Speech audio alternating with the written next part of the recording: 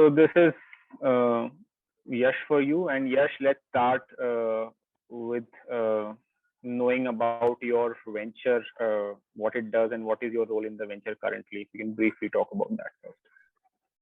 Sure, absolutely. So the goal of this introduction of the venture is just to give you context as to where I'm coming from in all the future answers that I give, so that you know that, okay, this is the background and experience basis which whatever I'm going to say is based upon, right? So we started, basically me and my co-founder, we are two co-founders, and so me and my co-founders, we started working on our side projects when we were doing our full-time jobs. And so I was an investment banker. My co-founder was a computer science graduate who ran a web design studio. And so both of us started, I think 6-7 years back, just doing static websites. So I would do sales, and my co-founder Anupama would implement and design those websites. And then over about 5-6 months, we realized that we are making more money doing this hobby project than at our full-time jobs. And so we left our jobs and started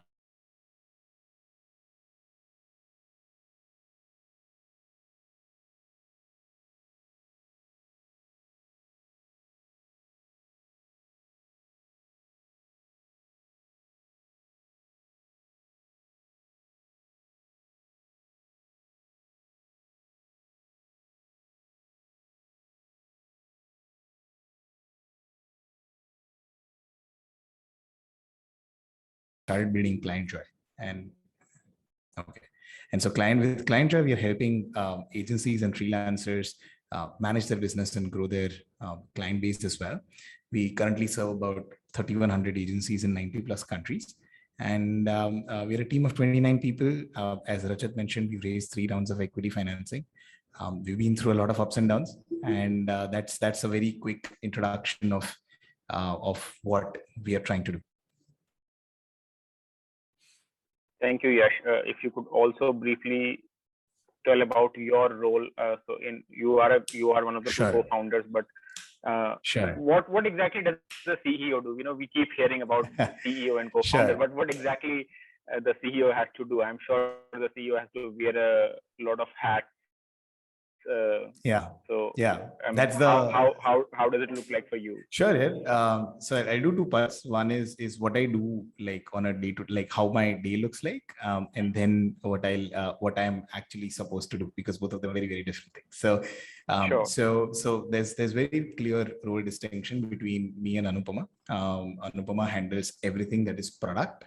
And so that includes technology, that includes design, that includes security, that primarily is the fulfillment aspect of whatever our company is supposed to do. So she manages the product, design, tech, and infra. Everything else, apart from the product that a company is supposed to do, is primarily what comes to me. So that would be strategy in terms of growth, marketing and sales, building funnels, financial compliances, resource management, building a team. All of that primarily currently comes under me. And a CEO is supposed to set direction for the company. And a direction for the company cannot be set unless you have the right people, unless you have the right initiatives, and firmly believe that distribution distribution of growth is much more important than building features. And so that's essentially the part that I take care of. My day typically looks like reaching office, getting to know where the fires are and trying to put out those fires. Someday we might have received resignation from a senior individual and then trying to convince them to stay. Someday a person was supposed to join, that person might not have joined. A client or a customer is not happy with the product. And so how do we make sure that they are? Product or tech might fail and it might go down. We may not be seeing good growth numbers. Sometimes the team might be a little less motivated, and so then how do you kind of bring in that level of motivation? So that's primarily, so it's putting out fires all day long. Absolutely. That's a nice way to say that it's identifying the fires and putting out wherever they are. Yeah. Wonderful. So what is the importance of analyzing competition in an entrepreneur's journey? First of all, is it really important for an entrepreneur to look at competition from a very early stage? And if yes, what is the importance of doing that? So, and this is an arguable opinion of mine, but I think that identifying and understanding the competition is the first step that you should take as a startup founder, or if you're going to start a business. The reason is that less than 0.1% of the startups that are founded, they are in the business of quantum leaps, right? Something that the world has never seen before. Most of the startups and like a very, very big majority of startups, and there's nothing wrong with that, including my company, by the way. Most of the startups are making things a little more efficient. They're either saving someone's time, they are saving someone's money, they are offering some sort of incentive for X goal that their customers or users or clients might want to achieve. And there's obviously very good chance that there's competition out there. If you're running a standard business and if there's no competition, then there might be a question on whether this is something that the market finds valuable or not. And so I think identifying competition is the first step that you should take as soon as you have a spark of an idea, or what if we could do something like this. So that's one. Some of the things that competitive analysis, and this is something that we'll also capture more in detail during this conversation, but some of the approach that you should have when you are looking at competition is identifying ways to reduce your cost of learning, right? The reason, and so a good way to think of it is, the reason why we have schools is so that you don't have to discover 1 + 1 is equal to 2. You don't have to discover a plus b whole square is a square plus 2ab plus b square. This knowledge has already been discovered or invented by someone else, and you are getting that as a part of a school or a college, or much like the program that you are running, right? Identifying the way that we should look at identifying and understanding competition is exactly the same way as we look at educational institutes and professional courses and schools, right? Your competition has already done some mistakes. Your competition already has some correct answers. And so you go in with the thought process of learning of what are the things that I should not do and what are the things that I should double down on. And so your cost of experimentation and your cost of learning reduces. It's also important to understand. And so typically the next question that I face is, what if I'm building something that is out of the ordinary, right? That's just path breaking, and that's just like 10x better than whatever exists today. Well, that's a very fair question, and happy for you. Great if you're doing that. Even if you're doing that, only 10% of your company is going to do that. The 90% of your company is still going to be team building, still going to be raising funds, still going to be sales, still going to be marketing, still going to be finances, still going to be compliance. And so that 90% of the company, you don't want to learn by making mistakes, as long as someone else has figured it out. And so that's primarily what is the input. So I would compare understanding from competitors almost equivalent to going to a school or a college. Fantastic. I think that is a great analogy you have put there, so that we don't have to discover by experiencing the world that 1 + 1 = 2, and we don't have to learn by making those mistakes which somebody has already made. Fantastic. I think that is a great insight on the importance of competition, understanding competition for an entrepreneur. And one of the things that we hear from most budding entrepreneurs is, sir, we are building something very novel and we don't have any competition. So any thoughts you have on that? A lot of entrepreneurs feel that art is a new product or service that has never been done before, and we don't have any competition. So some people find it difficult to identify the competition itself. What do you have to say on that? So one is that you may not have, if you're doing that, you may not have direct competition, but you may still have indirect competition, right? And so then identify those indirect competitions. So as an example, let's say the world's first matrimonial website, or let's take shadi.com, right, as an example. I'm not really sure whether it was, but let's assume that it was India's first matrimonial website, right? There was no other website that was doing matrimonial online. So they were the first one, right? And so they might have said, we don't have any competition because there's no one doing this online. But then there are still indirect competition that you have, which is, let's say, I'm not sure of what is the newspaper matrimony advertisements that most the people newspaper, use before yeah. that. Correct. So newspaper matrimony ad. There are matrimonial agents. I'm not sure if that's the right term, but there are agents who help facilitate, find partners. Matchmakers. There are events like speed dating, and so on and so forth, which is where you go to find partners and so on and so forth. And so then it's important to understand as to what is the customer. If you're doing something that's absolutely out of the ordinary, then what is the customer behavior today? And it becomes even more important because if you are the first one doing something, you don't just have to ensure that your startup is successful and you are able to do everything well. You also have to educate the market, and educating the market by far is the most expensive thing that you will have to do, right? And so that's kind of what my answer is. If you say that you don't have a direct competitor or an indirect competitor, then I would say that you don't have probably a business then, or a market then. Yeah. Right, absolutely. So I think the way to look at it is, if you don't have any competition at all, then probably there is no market also, which is what you rightly pointed out. Because it is highly unlikely that you are the first person thinking about something, in a world of over 7 billion people. So somebody probably might have thought of it before. Correct. Thank you.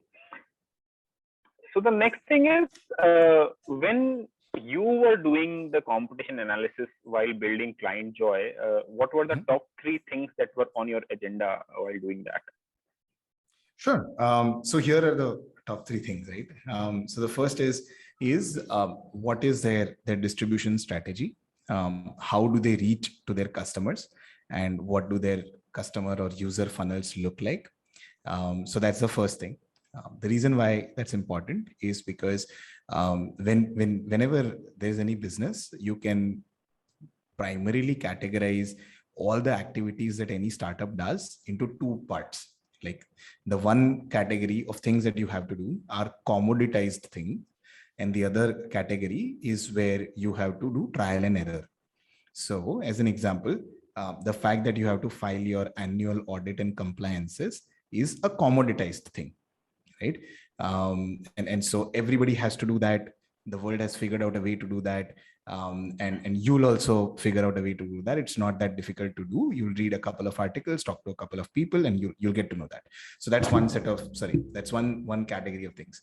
The second category of things is where you have to run experiments and then find answers for yourself. So building a distribution strategy is one of those second category items where you need to understand. So there are more than 15 channels through which you could acquire customers, which channels to go after, how much to invest, and where and why. And so that's the first thing that we look at. The second thing that we look at is we head over to their careers page and their LinkedIn page. At their LinkedIn page, we check out, it will say X employees work here. So it might say, 200 employees, 100 employees work over here. So click on that and look at all the designations that they have and figure out their team organogram. And then at the same time, go to their careers page and see what are the places or designations that they are looking for, that they are yet to recruit. And so that will give you a sense of what might their directions be, right? So let's say if a company is looking for a lot of mobile engineers, then they are going to focus on making their mobile application stronger. If they are looking for a lot of people in partnerships role or marketing role or sales roles, so then you know what their next 1 year or 6 months looks like, and you're able to gauge that. So that's the second thing, understanding their team organogram and their next like short-term hires. The third thing is trying to understand background of the founders and the investors. What makes the what makes the founder of my competitor great at doing what they are doing, and what might potentially be the reasons whether why those investors have backed this company, right? What is it that that investor saw in the founder or the founder saw in the market that I am not seeing? And so it's fairly so it's kind of a subjective exercise, which is where you go through a lot of interviews that the founders has done, their podcast appearances, their LinkedIn feed, and then it's also looking through their Crunchbase profile, that investors interviews, the quotes that they have given in, let's say, TechCrunch or Your Story or whatever the case may be, and then seeing what are the kind of things that they are thinking and talking about, or at least want the people to know about them, right? They may not be true, but that's the picture that they want to show to the rest of the world. And so these are the three things, right? Distribution strategy, company organogram and short-term hires, and background of investors, founders, and their thought process. Okay, fair point. I think these are interesting insights for the way you explained that, even checking the careers page of a competitor can give you some cool insights in terms of their future direction is, I think, a wonderful insight.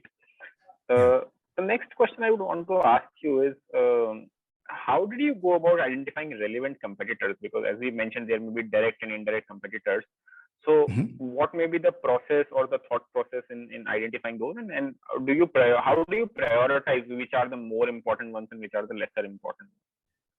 So at a very, very early stage, you don't need 3 competitors. And so like just 3 competitors at same level of priority is good enough.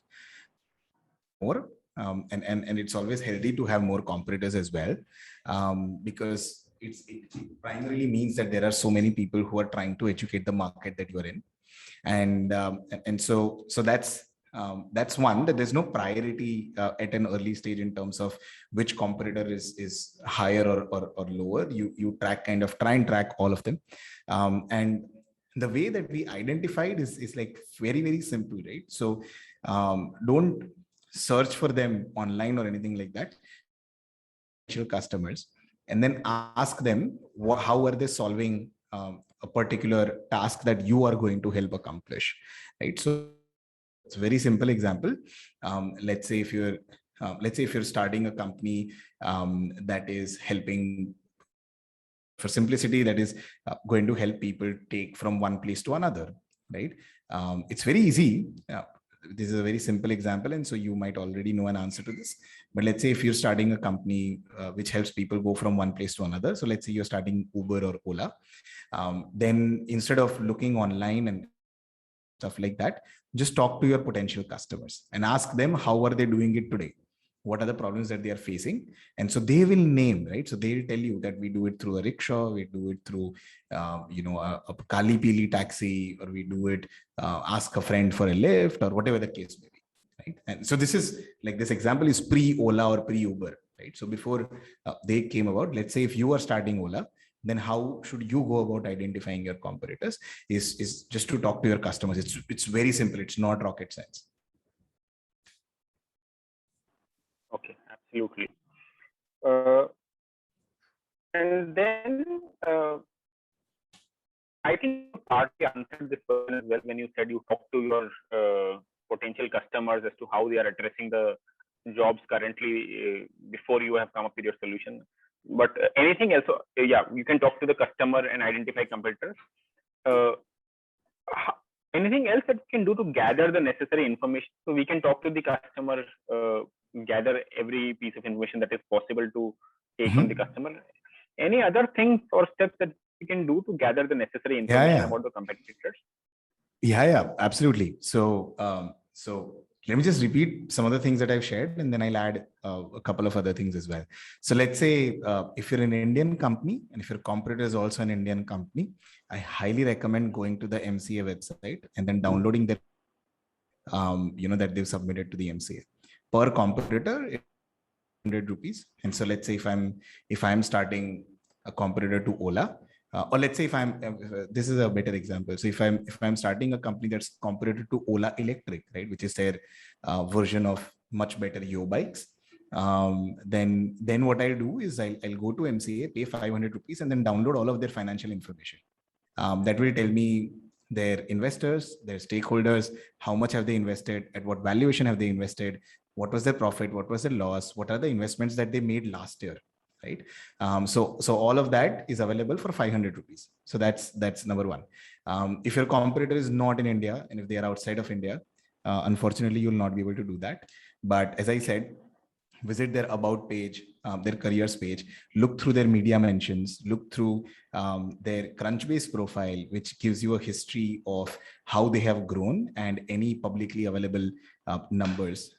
There's a tool, there's an ad tool for Facebook, which tells you, so let's say it's given by Facebook itself, where if you put in the name of the page, so let's say if you put in ClientJoy, name of our page. So we are at facebook.com/ClientJoySocial. So if you put in ClientJoySocial, it will tell you how much am I spending and what are the ads that are running on Facebook and Instagram, right? Similarly, there is an ad tool for Google. So where you put in, if you put in the Google business name, it will tell you how many ads are being run on which keywords in what locations, right? So then you know how they are positioning for their paid customer or client acquisition as well. You can use a tool called Ahref or moz.com, which will tell you what are the keywords that they are targeting for bringing people organically to their website. Use a tool called Wayback Machine, which is a not-for-profit and free and available for everyone, which you can use to see website evolved over the last 4 years or 5 years or whatever it is that you want to see, right? So if you want to, let's say, see how Google used to look 5 years ago, Wayback Machine has a screenshot of that web page. And so the thing that will help you identify is what was their positioning then, what was their pricing at that point of time, and how it has evolved to what it is today. You can obviously simple stuff like looking through their social media pages, looking through their founder profiles and the kind of posts. So typically founders, including myself, are very, very centric to our business. So it's very difficult to say, let's say if there's a post around ClientJoy and maybe वही post करता हूँ, ClientJoy Social also posts the similar thing. And so it's very, you cannot tell whether this is a post by the founder or the page. And so going to the founder page also helps you get more information. And typically LinkedIn pages are public, right? So you can see their profile and activity and stuff like that. Another thing that I strongly recommend is to go to customer review platforms. So let's say if you're building a SaaS product. So in your case, you can think of what the equivalent might be. In my case, since I'm a SaaS product, so what I'll go to is I'll go to G2 Crowd, I'll go to Capterra, I'll go to Trustpilot, and I'll see what their customers are talking about. What are the features in their product that their customers value the most, right? And I'll be able to do that at scale, right? I'll be able to go through hundreds and hundreds of reviews, whether they are positive or negative, and understand what people or what my potential customers service value the most in them. Look through founders. So there are cases where the founders might be active on Quora and Reddit. So look through their Quora profiles as well and see the answers that they have given. If you are able to find a pattern that this guy is answering questions around their target market, then read those answers as well.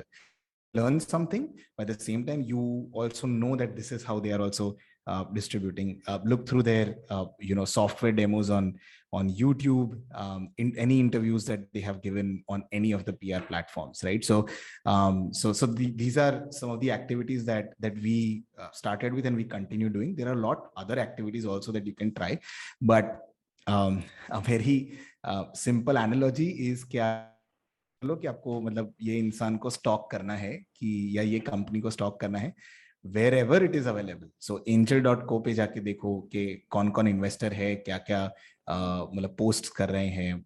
They all just पूरा खोल के रख दो, right? So it's there are very, very less secrets. सिर्फ आपको मतलब आप if you search hard enough, the only thing that you will not get is their code. Everything else you'll be able to क्योंकि ऐसा होता है ना कि उनकी कंपनी में कोई ग्राफिक डिजाइनर होगा या UI UX डिजाइनर होगा who will create his own Dribbble profile और वहां पर वो खुद की डिजाइन्स का पोर्टफोलियो बनाएगा, राइट? सो वहां से you'll be able to see their website design and product design and stuff like that also. So innumerable number of sources, but these are some of the places where we gather necessary information. Absolutely, that's fantastic. I mean, it's an eye opener for a lot of us that all this information is available maybe for as small as 500 rupees, as you mentioned on the MCA website. Sometimes we are not even aware of that. I think something worth quoting is everything is available except their code, perhaps. I think that should be an eye opener for everybody. Fantastic. I think. So the next thing I want to understand is how did you? What was the process of identifying the relevant product features or product benefits for the competition analysis, right? What might be the competitor was offering, what the customers appreciated, what they couldn't, where were the loopholes? So is there a process or how did you do it, identifying the relevant product features or benefits for analysis? Because I'll tell you why I'm asking this question, because this is where we can also think of the blue ocean strategy. Once we know what are the product features, etc., then we can think of eliminating some of those, adding more relevant features, and trying to sort of create a blue ocean for ourselves. Correct.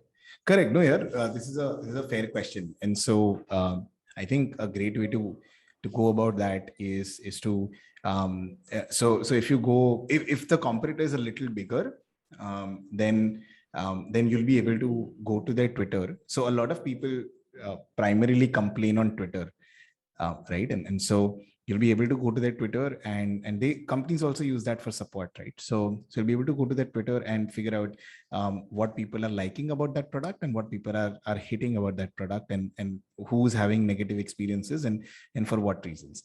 The other way to go about that is to sign up for a free trial and check out what their product is. If that is not available, the next way to go about it is to book a demo for yourself with the competitor, or ask a friend to book a demo and then go through that recorded demo and see how are it, not just the product features and benefits, but also see how they are pitching those features and benefits. What are the kind of questions that they are asking to a prospect?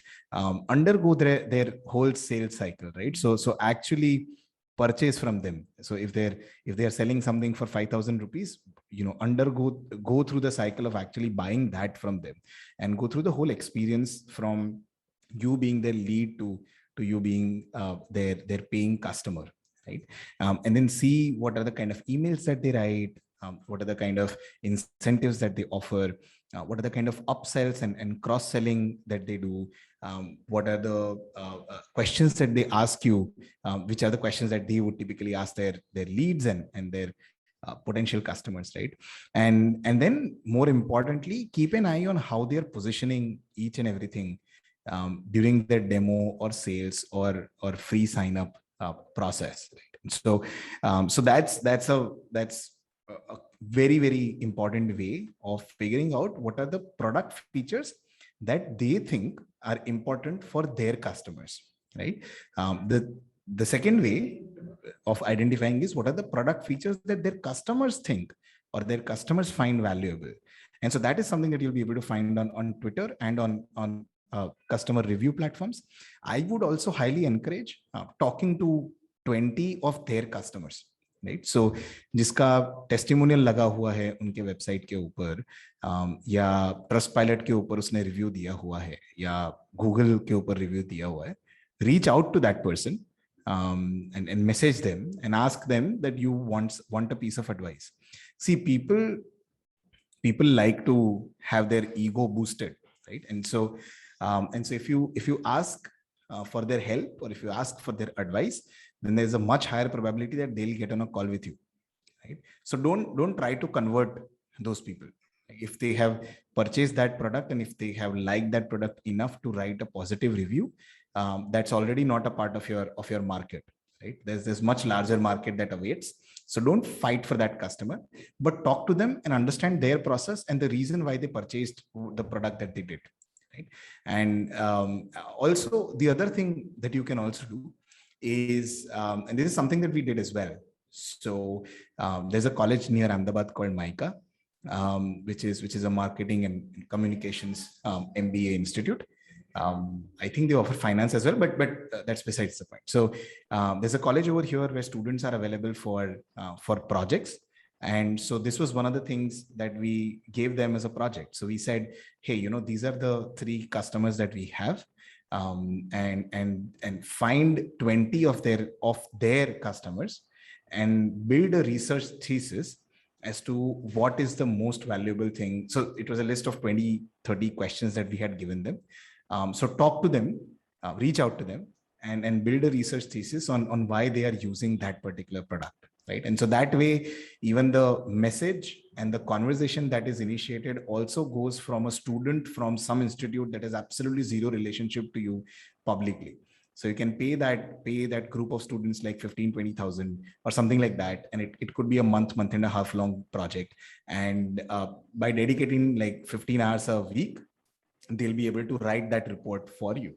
And so that's another way of so 2 key things. One is going through their demo, purchase or free trial, and understanding how they position their features, what they think their most important features are, and then separately talking to their customers, not trying to convert them, and understanding what their customers feel their most relevant features are. So that's kind of how we went about it. Absolutely. That's wonderful insight. The next thing I want to ask you is, we can also look at, and this maybe, in addition to the customer interviews and observations, we can also look at probably a secondary data collection kind of a thing where we analyze the general market environment in addition to the customer interviews and observations. So what kind of insights can we derive from the general market environment, if there are any insights that can be drawn? So I'll be very honest with you. We, at the stage that we are at, too small where COVID ho gaya to alag baat hai. That's a pandemic level thing that impacts the whole market, big or small. But companies at our stage, or if most of the people over here are just starting out, they're very, very small for any market environment to actually impact them. Right? बहुत ही ज़्यादा छोटे हैं. So investors may ask for market sizing and scoping and all of that. But I mean, and COVID is again another thing. So that is an anomaly. But let's say pre-COVID, I mean, there's no market environment that actually impacts or any change in the market that actually impacts the functioning of a startup, unless it's like absolutely evident and public thing, like let's say some regulation has changed or some law has changed. So those are edge cases. But for most startups, and for ourselves included, we've never seen, I could be wrong, but we've never seen market environment actually impacting a startup. No, I think that's a fair point, and I think it also sort of clarifies a misconception sometimes that people have, that market headwinds can be very relevant for an entrepreneur, which is where I think what you're saying is really important, that as an entrepreneur, especially at a very early stage, or maybe in the first couple of years or 2-3 years of your business, I think you are sort of protected from the market headwinds. You probably shouldn't be too bothered about the general market environment, and there's no, with the exception of something like COVID, as you said, I think you are pretty much safe from the general market headwinds that might affect the larger enterprises, right? Correct. So I think that is in itself a key insight and a key learning. Correct. And so a good way to kind of think about it is also this, right? Okay, when COVID as a pandemic hit, so market environments can impact both positively and negatively. But so let's, if we take a positive example, so when COVID as a pandemic hit, कोई ना कोई तो startup रहेगा पूरी दुनिया में that was working on a video calling tool, पर उसको impact नहीं किया, वो Zoom को impact कर गया, right? And so Zoom's grown to be this amazing behemoth, and that is because Zoom had already been in the market for I think 4 years or 3 years probably before COVID hit. And so that's kind of what my point is, that if you're too small, even major market changes might like just sweep by, right? So they just move on. Absolutely. So now coming to the slightly different question from the tone of the discussion so far, would there be a difference in the competitors you identify or you present when you're talking to different stakeholders, right? Whether it is investors or customers or the founders themselves, would the competitors differ in terms of being relevant to these different stakeholders? Correct. Yeah, absolutely. So let me start from the founder bit. So as a founder yourself, so when we started off, we would compare ourselves. So like some of our competitors are or used to be previously, some of our competitors used to be Slack and GitHub and so on and so forth. And so we were we would talk about them. We would actually think about them. And so our internal conversations would also be something to the effect of how are we going to beat Slack, right? And stuff like that. And so over a period of time, we realized कि यार वो बहुत बड़ा company. So we can say to the world that, so just so that people understand that we are competing or we are similar to a service like this, we can say कि हम Slack के competitor हैं, but in front of them, we are not even a speck of dust, right? We are very, very small. So as a founder, the first thing is for you to realize that just because you're competing with a much larger company does not mean that you start thinking like that much larger company. Right. So that's the first thing. That's the first major difference in perception amongst competitors that you have for yourself and that you have for other people. Right. Now, the difference between competitors, between investors and customers is there's in all likelihood, your product or service that you're offering is going to keep evolving for the next 2 years, 3 years, 5 years, or whatever it is, right? And so that is, so let me give you our example, right? So the way that I introduce ClientJoy over here is that we want to help clients collaborate better with agencies. And so we're building an agency operating system, right? The reason why I did that is because none of you guys are my customers. You guys are starting a company, and so you're a startup and you're not going to run an agency. And so the description that I gave to you is what I would, let's say, give to a potential investor or an existing investor, because I'm talking about what we will be in the next 2 years, 3 years, 5 years, right? However, when I talk to a customer, I cannot say that we are an agency operating system, because 60% of the operating system is missing. And so if you go to our website, the website will say that we are a sales, CRM, and growth engine for agencies and freelancers, right? So it does not talk about fixing the issue of collaboration between client and agency. It talks about how your agency will grow and how you'll be able to sell better if you use ClientJoy. And that's the primary difference. The primary difference is that the customer is buying from you today, and so you pitch them the version of the product or the service that you have as of now. But the investor is investing in the future, and so you pitch to them the version of your product or service that it is going to be in the future, right?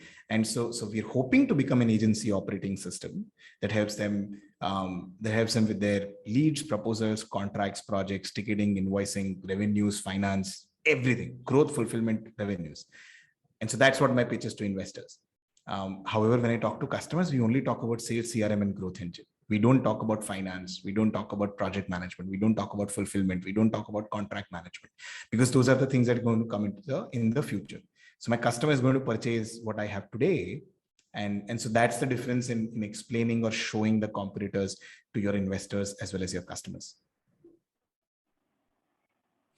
Essentially, let me just reiterate this. Essentially, what you are saying is to the customers, you will probably compare yourself against somebody who's doing what you're doing today. And then you will be able to highlight how are you doing it better than them today. And again, and in front of the investor, you will probably say your competitors are people who are already bigger, but because you want to aspire to reach that level in the next 4 or 5 years, So you would Correct. say, okay, we are competing with these giants and we will be reaching that stage in this span of time. Correct. So the Correct. competitors would be, right? Summarizing this? Yeah. Yeah. All right. Fantastic. So should we consider, so when we do a competition analysis, we might find certain loopholes in what the competitors are doing. But we may also find certain product benefits or features which the customers are appreciating in the competitors' businesses, right? So is it a good idea to replicate the good things offered by competitors? Would it impact the customer's perception of our business at all? Or how would it impact? So here's the bottom line truth, right? You like all of us, all I think 58 people over here, all of us are customers of a lot of different businesses. When we purchase from a particular company, anything, we don't care how different are they from other companies. We only care how better are they. Are they more efficient? Is that going to cost less? Is it going to be, is it going to save me more time? Is it more productive for me? These are some of the metrics that we think about when we are purchasing from different companies. And so you don't care whether, Amazon and Flipkart kind of deliver the same things. You care who will be able to deliver that faster to you, right? And so you don't care that Airtel and Vodafone offer the same kind of internet plan or same kind of calling, like all of those features are the same. You care who is giving you, let's say, more OTT platforms in their packs, or who is giving you for lower price, or who has better network coverage, right? So you don't care how different those companies are from each other. And so it's important to realize that your customers also don't care how different you are from your competitors, as long as you're able to do it better, faster, cheaper, right? If you're able to do those things better, faster, or cheaper, I would strongly recommend, and again, a very arguable point, but I would strongly recommend that you as a startup cannot afford not to copy, right? Like don't copy their written stuff, right? So don't copy their website, don't copy all of those things, but their features, benefits, positioning, strategy, distribution channels, designations. We have copied job descriptions of our customers' careers page, right? Because why should I think of what are the skills and expertise and interests that my partnerships manager should have, as long as my competitor's partnership manager is going to have that, right? So Right. so you can so I would strongly advise that you cannot afford not to kind of replicate or copy, but just because your customer does not care. I mean, you'll get asked this question by a lot of people. You'll get a lot of investors and mentors, and rightly so, right? They'll ask you this question: how are you different? And you should have an answer for that. But at the same time, you also should have an answer to how are you better. And that's the answer that you should give to your customers. And if you think a lot about how you should be different, then you don't focus enough on how you should be better. And investors can fund your company only to a certain extent, but if customers start funding your company, then your lifetime is infinity, right? So and so I strongly recommend thinking about everything from customer standpoint. And so a good way to go about it is, if you talk to one mentor, then just to offset that, talk to 5 customers, potential customers. So that's a great way. So if I talk to 100 investors, talk to 500 potential customers, right? And so that will keep your perspective in balance. Absolutely, I think it is that you rightly mentioned. We as customers, we are only bothered whether Flipkart gives us a cheaper phone or Amazon gives us a cheaper phone, and who delivers it faster, rather than thinking of whether Flipkart ने तो copy कर लिया Amazon का and अब तो Flipkart से नहीं खरीदेंगे, ऐसा तो हम सोचते नहीं हैं. But yeah, again, that is a great insight. We should replicate the good things, and we should actually save time, energy, and resources in again learning from experiences, rather than if something is readily available which is proven, tested, working, why not copy and focus on innovating on other things? Absolutely correct. So, and so just a simple example to that. right? I'm not sure if a lot of people know this, but here's an important thing to understand and realize, right? Apple and Samsung, competitors, right? Really big competitors as far as iPhones and Samsung Galaxy or whatever phones are concerned. The screens of Apple phones are manufactured by Samsung, right? And so forget. So there are obviously very strong NDA and confidentiality and all of those agreements between the part of Samsung that manufactures screens for Apple and the part of Samsung that manufactures screen for Samsung. But forget copying, outsource kar diya screen, right? So it's I mean, अगर मतलब दुनिया का सबसे बड़ा company या दुनिया का दूसरा सबसे बड़ा कंपनी अपने सबसे बड़े कॉम्पिटिटर से आउटसोर्स करवा सकता है अपना फोन का screen, which is what 30% of the phone, 20% of the phone, whatever, तो आप इंस्पिरेशन तो ले ही सकते हो. Absolutely fantastic. So at this point, I think we've had a wonderful discussion, and this can keep going on. But I'll open the floor for questions at this point. Whoever has a question, please give me a show of hand, and I'll call out your names one by one to ask your questions. Show of hands. Do not start speaking directly. Just give me a show of hand if you have a question.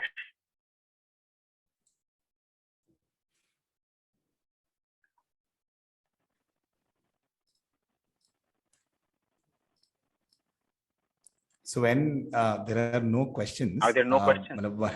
One of the things that I feel is कि या तो मतलब मैंने इतना amazing समझा दिया कि सबको सब कुछ समझ में आ गया, या तो इतना खराब बोला कि सब बाउंस हो गया, कुछ भी नहीं समझ में आया. All right, let's see. We have a question from Deepika. Deepika, yes, please go ahead. Yes. Thank you, Deepika. First of all, thank you so much, sir. A very good evening to you. And Good. I just wanted to ask that in COVID period, people are worried to start any business. So just now you spoke that this period can help and can, take something out from you also. So I just wanted to ask that how to judge that I have a certain plan to start something, but as I'm in initial phase of my learning, so I do not know how to raise the capital and whether my plan is correct or not, and will that be executive or not. So I'm a little bit concerned about it. So there is no one person. I think I'm getting the echo. Okay. Okay, thank you. So there's no one person in this world who can tell you on the correct answers to every open question that you have, right? As far as the business is concerned, the starting and running and getting successful at any business or a startup in COVID or non-COVID period is a journey, right? And so the only way to figure out whether this is a good time to start or not, or whether you'll be able to do justice to it or not, is to actually start it. If you don't know how to raise funds, a couple of things that you can do. So Your Story runs a course which is 1,500 rupees, where you can learn how to raise funds. There's a lot of free information and content available on the internet, including one on my website, which is yashshah.in, where you can go and see some of the conversations that I've had with with entrepreneurs who have raised funds, and I've also talked a lot about that. You'll be able to find a lot of people who talk about what could be the journey of raising funds. Reach out to entrepreneurs who have raised funds before, and then ask them very pinpointed and specific questions as to how did they go about it. But the only way is to start doing it, right? So don't doubt, because even if you have zero doubt and 100% confident, still you could fail. So वो doubt का कोई point ही नहीं है, मतलब अब चालू कर दो. That's the only way to find out whether this is going to work or not. Thank you, sir. Just very last question, as I'm a student, how to judge whether your idea, I mean, I should sell my idea to somebody or should I start on my own? I mean, it can be a silly question, but it's still. Sure. So ideas are dime a dozen, right? बहुत सारे लोगों के पास बहुत सारे amazing ideas होते हैं. मतलब आप चाय वाय पीने चले जाओ कोई टपरी पे, आपको मतलब 5 ideas तो मिल जाएंगे 2-3 घंटे में.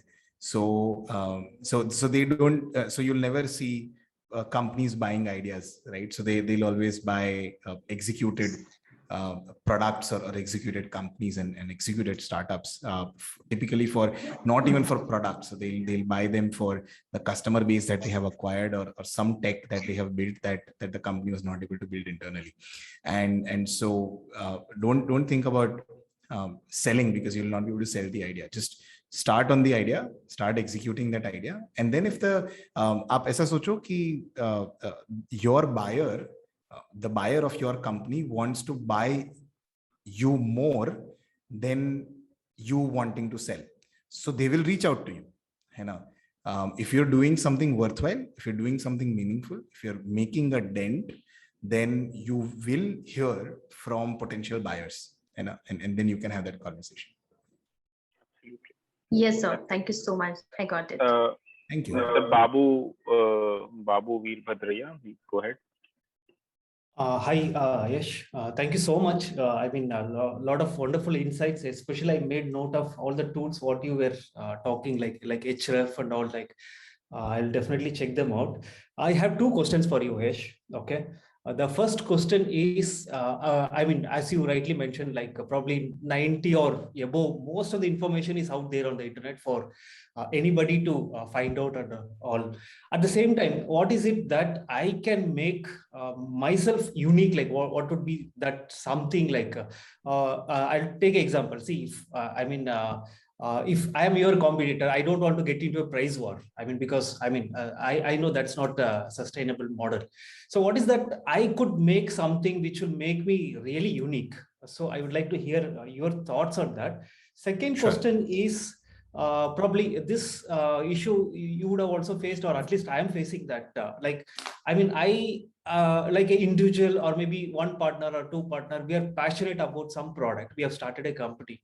Now we are finding it very hard to get people onboarded. Like it could be even freelancers or employees and all, like who are passionate.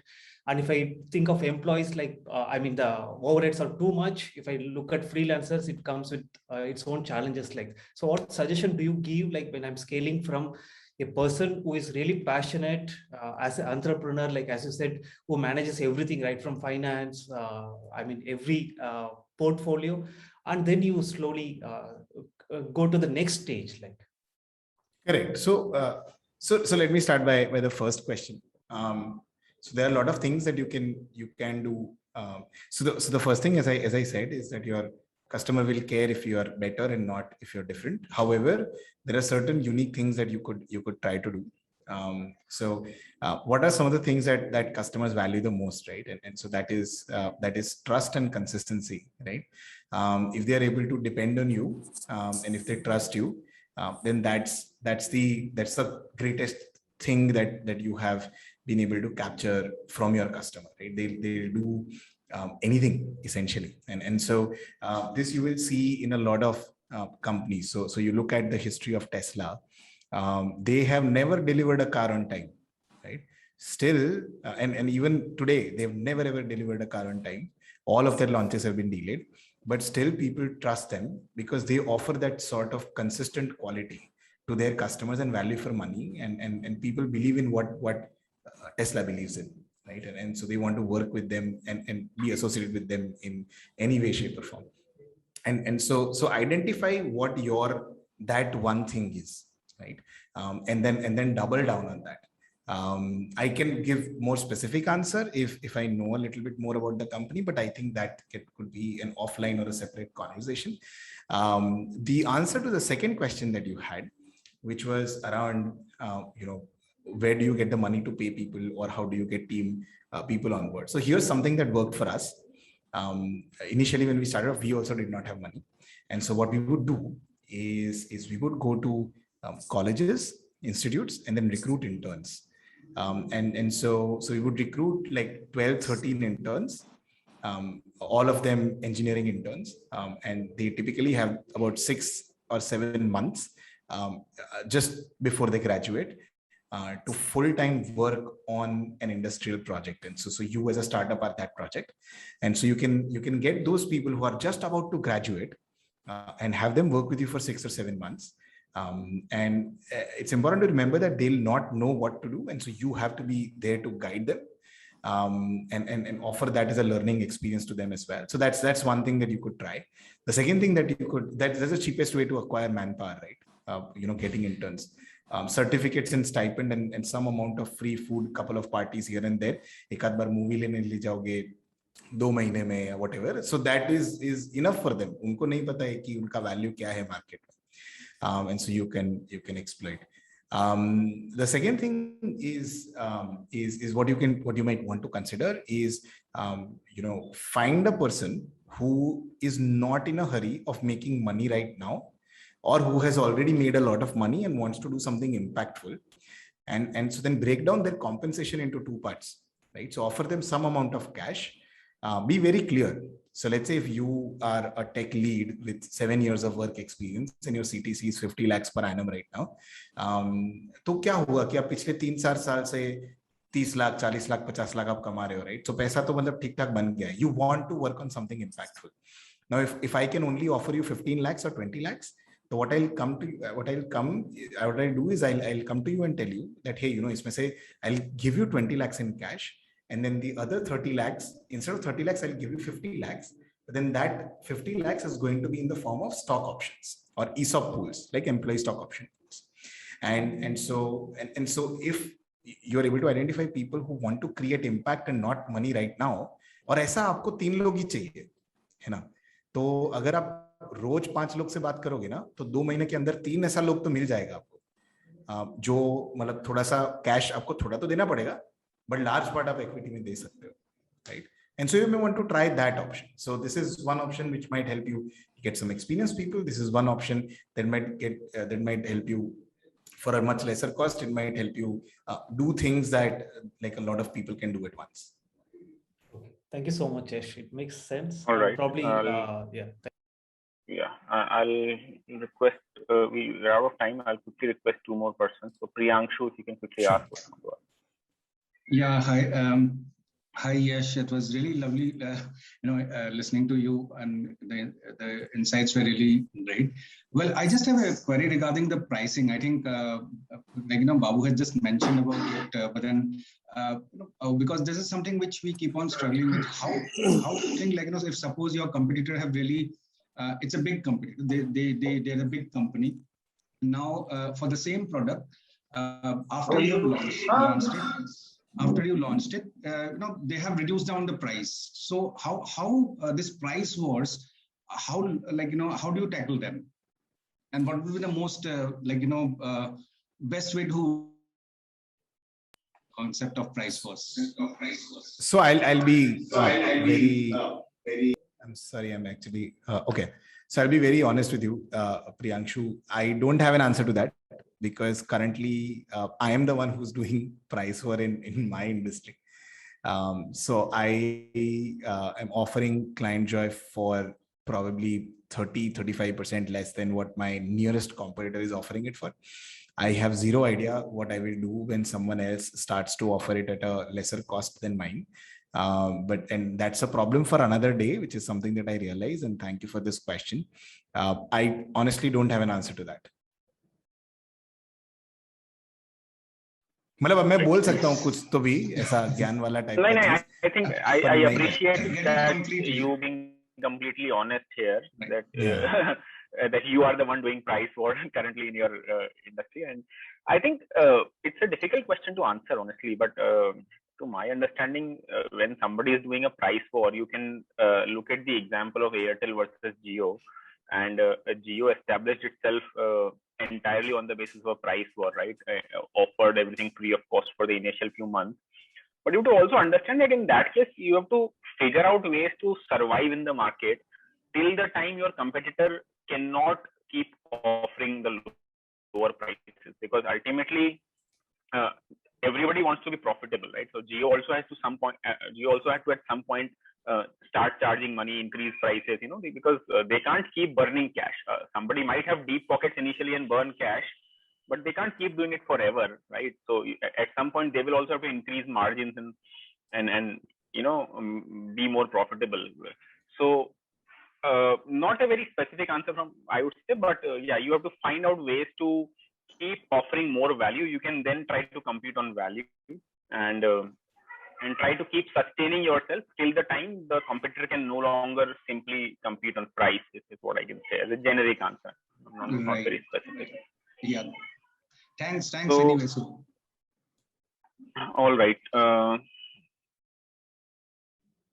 Shubham Mishra, one last question. We'll take Shubham Mishra's question as the last one.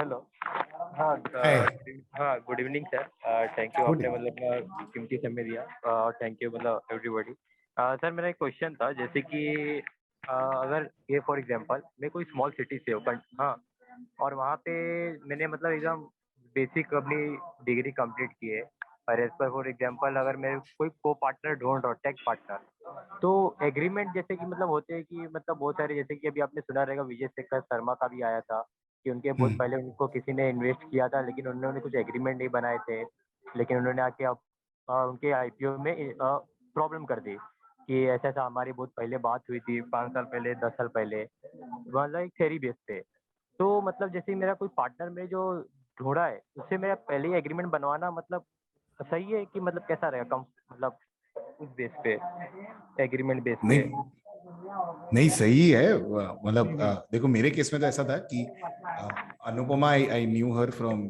School and college and live projects. So I already knew her for 8 years before we started the company together. Now I've known her for 15.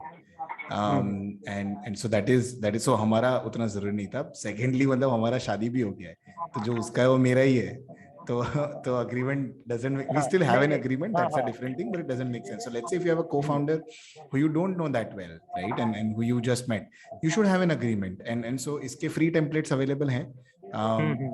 आप search करो letsventure.com space co-founders agreement या फिर let's venture space agreement for startups ऐसा कुछ करके है. zip file है आपको मतलब कन्वर्टेबल डेट का नॉर्मल शेयर सब्सक्रिप्शन एग्रीमेंट मिल जाएगा, को-फाउंडर एग्रीमेंट मिल जाएगा. ये सारे एग्रीमेंट मतलब आपको फ्री में मिल जाएंगे. आप वहां से डाउनलोड कर लो, फिर अपना डेटा डाल के साइन कर लो. Okay okay. और सर सेकंड क्वेश्चन मेरा ये भी था जैसे कि अपने आपको पता रहेगा अपना अभी आईपीओ आया था अपना जोमेटो का तो जैसे कि one simple request is Shubham yes sir. So this is the last question anyway, but I was hoping that the questions would be relevant to the topic of the session, right? नहीं sir sir मतलब थोड़ा मतलब मेरे मन में बहुत question थे तो मैं सोचा ये लास्ट क्वेश्चन है सर. जैसे कि मतलब जोमेटो के जैसे आईपीओ हुए तो जैसे कि मतलब जोमेटो जो फर्स्ट टाइम फंडिंग ली रहेगी जैसे उठाई मतलब मार्केट से तो एज पर जो उनके इन्वेस्टर रहेंगे तो उन्होंने मतलब उनका जोमेटो का पूरा डेटा तो पहले उन्होंने क्लियरिफाई किया रहेगा फ्यूचर से लेके मतलब प्रिडिक्शन बेस पे तो उन्होंने भी तो देखा रहेगा कि एज पर जोमेटो अगर प्रॉफिटेबल नहीं हुई है तो लेकिन मतलब जो इन्वेस्टर रहेंगे तो उन्होंने मतलब अपना प्रॉफिट मतलब एज पर वैल्यूएशन से अपना निकाल मतलब जनरेट करेंगे कि मतलब कैसा मतलब कौन से बेस शुभम आपका जो ये क्वेश्चन है ना वो बहुत ही अच्छा क्वेश्चन है. वो पूरा एक सेशन है और 1 घंटे का. Which starts from the question that is why does a company exist? What is the purpose of a company? Is it to generate profit? Is it to generate revenue? Is it to generate growth? Is it to create impact? Is it to generate employment? ये मतलब पूरा एक session है अलग से 1 घंटे का. A very short answer to this question is that मतलब as long as value is being generated for shareholders, whether the company is in profit or in loss does not matter, है ना. The value being generated for shareholders comes from the future buyer. So मेरे company का share आपने 10 रुपए में खरीदा, अभी उसके बाद मेरे कंपनी लॉस कर गया, पर रजत भाई अगर कहते हैं कि आपके जो आपने 10 रुपए में खरीदा है मुझे 15 रुपए में बेच दो, तो वैल्यू जनरेट हो गया है फॉर माय शेयर होल्डर्स. जब अब मैं लॉस में हूं या क्या हूं कोई it does not matter.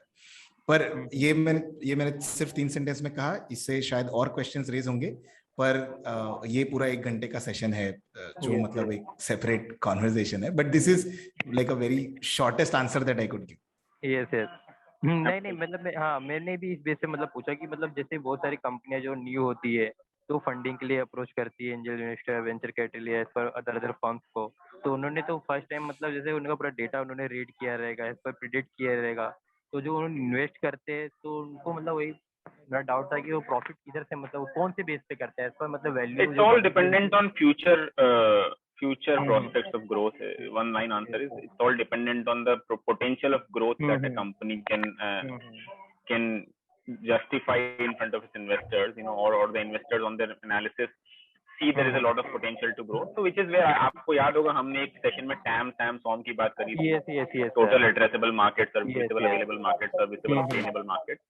So if your market potential in terms of TAM, SAM, SOM is huge, even if you're making losses currently, but you can say that we have a huge potential for growth. So that is where your answer, the answer to your question lies, right? I think.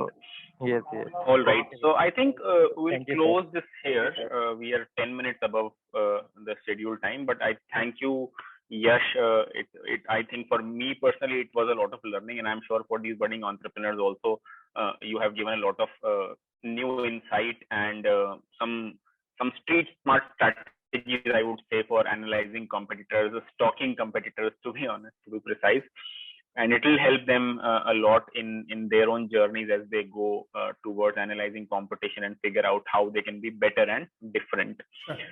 On behalf of the foundation, I express a lot of gratitude, and I hope we can avail your experience and expertise to some more extent in the future, where probably you can. We will definitely like to invite you for more such sessions and interactions with these budding entrepreneurs. Sure. So absolutely. thank you so much once again, Thank you. and I hope everybody had a good time. We'll see you again on Friday for our regular weekly session. Have a great evening, all of you. Thank you, Yash. Thank you once again. Thank you. Bye-bye. Thank you. Thank you so much.